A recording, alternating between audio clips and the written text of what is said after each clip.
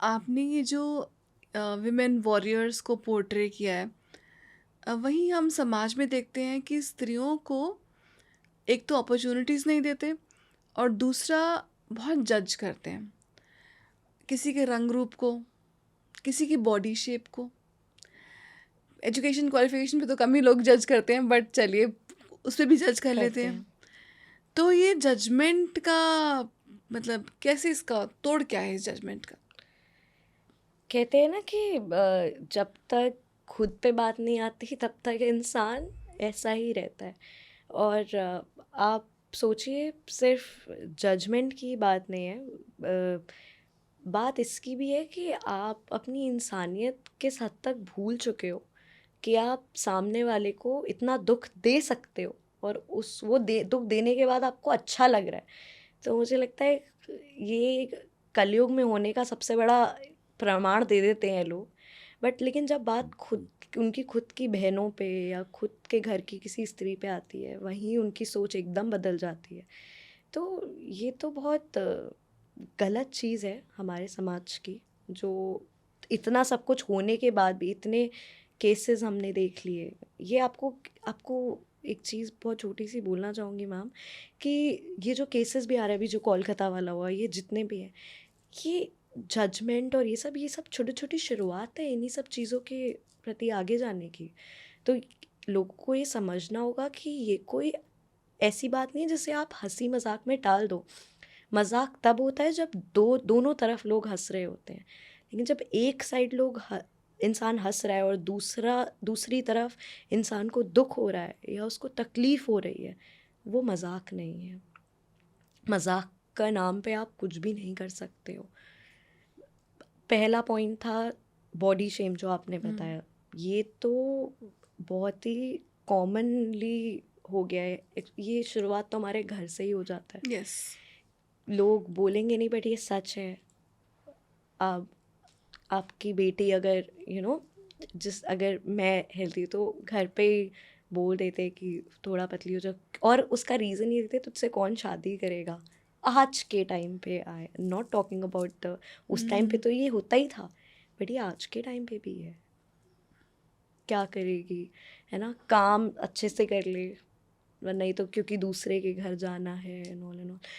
Plus body shaming घर से शुरू हुई, वो बाहर निकली, वर्क प्लेस पे गई, अरे मोटी, अरे यार तू तो इतनी जगह ले लेती है, ये छोटी छोटी चीज़ें हैं, बट ये चीज़ें मानसिक रूप से कितना उस इंसान को दर्द दे देती हैं, ये शायद समझना बहुत मुश्किल होता है।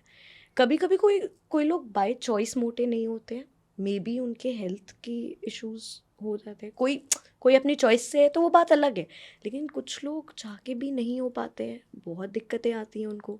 लेकिन आप कोई टैग लगा के तो घूमेगा नहीं, मैं बीमारी की वजह से मोटी हूँ या मैं बाहर का खाने की वजह से मोटी हूँ।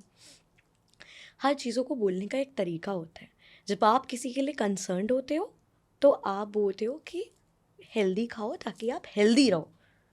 फिर वहाँ पे ये मोटा पतला ये शब्द नहीं आता, वहाँ पे हेल्दी वाला शब्द आता है कि हेल्दी हो जाओ, नहीं तो आगे फ्यूचर के लिए अच्छा होगा वो। तो कहते हैं ना कि अपनी बातों को आप किस तरीके से रखते हो उसका बहुत असर पड़ता है।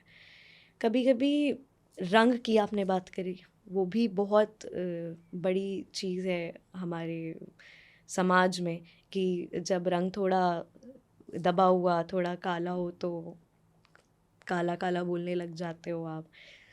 ठीक है, फिर आप कहते हो अरे काले को काला नहीं बोलेंगे तो क्या बोलेंगे, काले को सांवला बोल दो आप। आपके पास ऑप्शन है, लेकिन आप नहीं बोलोगे क्योंकि आपका इंटेंशन तो सामने वाले को हर्ट करना है।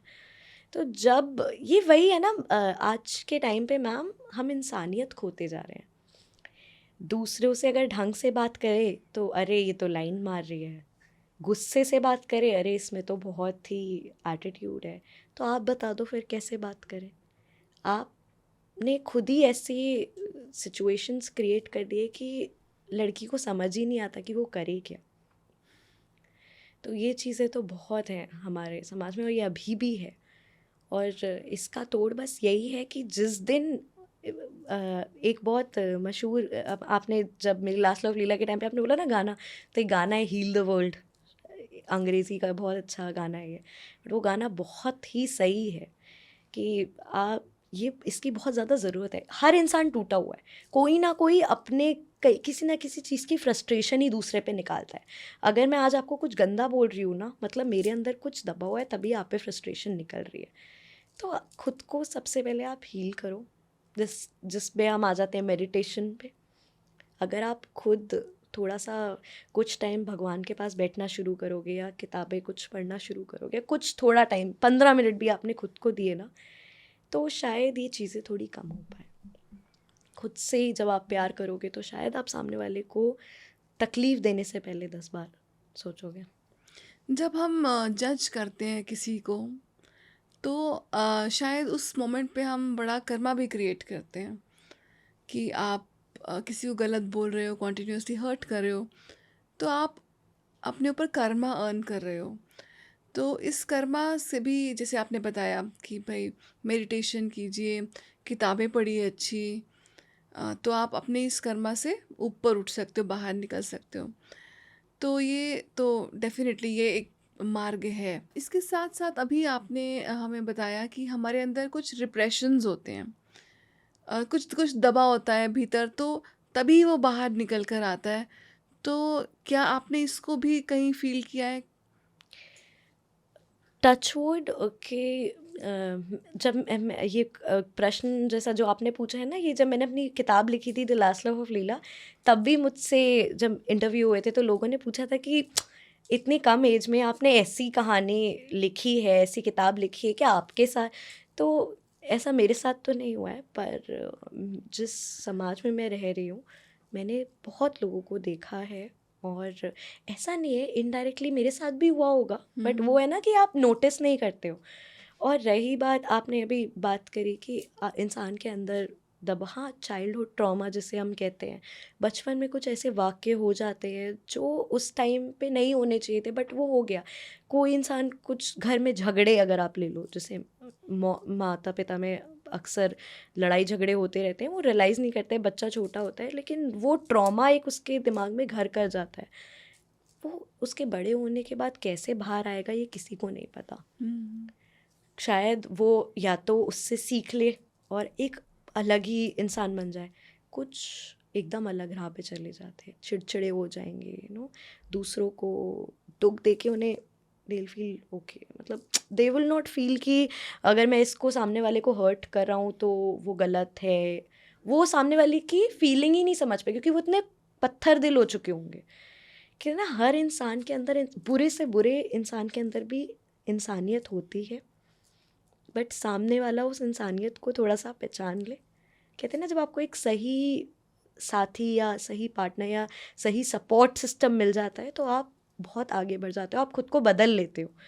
तो मुझे लगता है भगवान करे कि हर किसी की लाइफ में कोई ऐसा आए, नहीं तो वो खुद ही इतना स्ट्रांग बन जाए इंसान कि खुद से ही अपना वो अच्छा वाला जो साइड है उसको बाहर ला पाए, और दूसरों को हर्ट ना करे, ना ही अपनी वाणी से, ना ही अपने किसी कर्म से।